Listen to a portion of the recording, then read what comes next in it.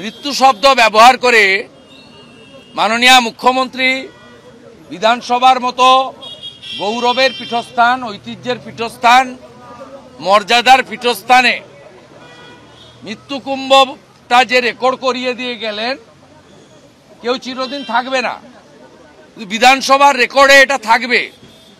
আবার যখন 144 বছর পরে মহাকুম্ভ হবে, সেদিন ইতিহাসে পাওয়া যাবে যে 2025 সালে মহাকুম্ভের দিন পশ্চিমবাংলা, এত বড় একটি রাজ্য, 11 কোটি জনসংখ্যা, স্বামী বিবেকানন্দ, শ্রী চৈতন্যদেব, স্বামী প্রণবানন্দ, ঠাকুর রামকৃষ্ণ দেবের মাটি, সেই মাটিতে এমন একজন মুখ্যমন্ত্রী নির্বাচিত হয়েছিলেন বা জনগণ করেছিলেন, যিনি মহাকুম্ভকে মৃত্যুকুম্ভ বলে রেকর্ডে রেখে দিয়ে গেলেন। কোনো আলাপচারিতা বা রাজনৈতিক ভাষণ করতে গিয়ে তার এতটুকু অনুতাপ নেই।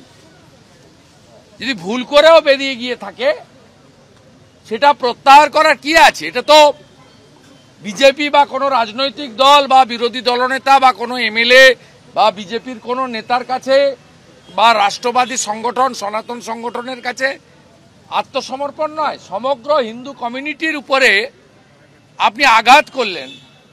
48 ঘন্টা অতিবাহিত, আর কোনো তাপ নেই, উত্তাপ নেই, কোনো তার অনুশোচনা নেই।